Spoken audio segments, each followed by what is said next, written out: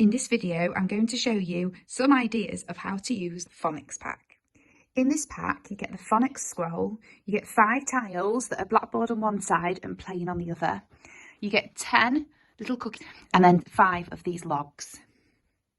Now, I'm going to pretend that I am doing the lesson on this digraph, which is the Phase 3 digraph A.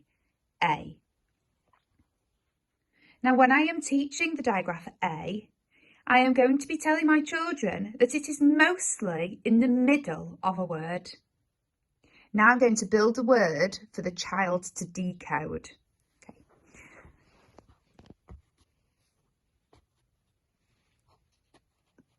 Now the first thing I would ask the children to do is to find where the sound buttons and where the sound lines go.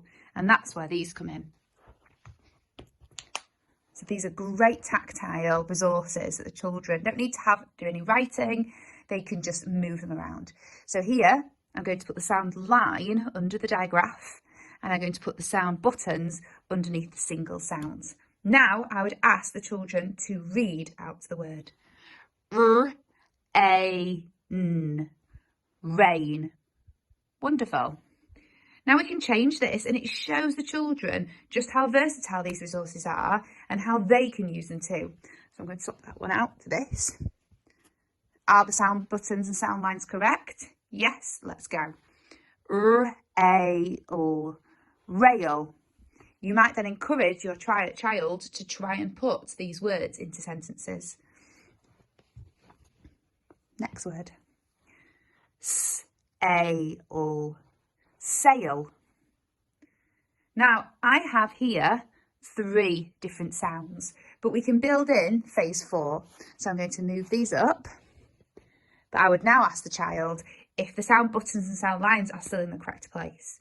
So hopefully they will then get another sound button and move them. So the digraph's moved. And off we go. Snail. Snail.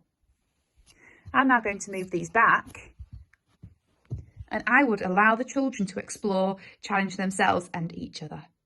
Now, the wonderful thing about these resources is you can just I've just got a damp cloth here, and I'm just going to give it a little wipe, and it comes straight off. So a couple of seconds for it to dry, and I can start writing other letters on them. You might even then challenge your children and say, right, I would like you to write the sound of the day, our digraph of the day, on this tile, and you can do letter formation using chalk. Another great game that you can play with them is to get objects or pictures. So here I've got an object, so I might put it near the resources and ask the child to build the word that is shown in the object or resource. So here I have got a train, again with the A sound, so train, train. Okay, so now it's quite challenging for the children to try and build that, but it might be an activity that you can do with them, or you can put in groups. Okay, so I've not written anything yet. I'm just trying to build it in my head first with the children. Train. Okay, so now I'm saying, is this the right amount of sounds that we need?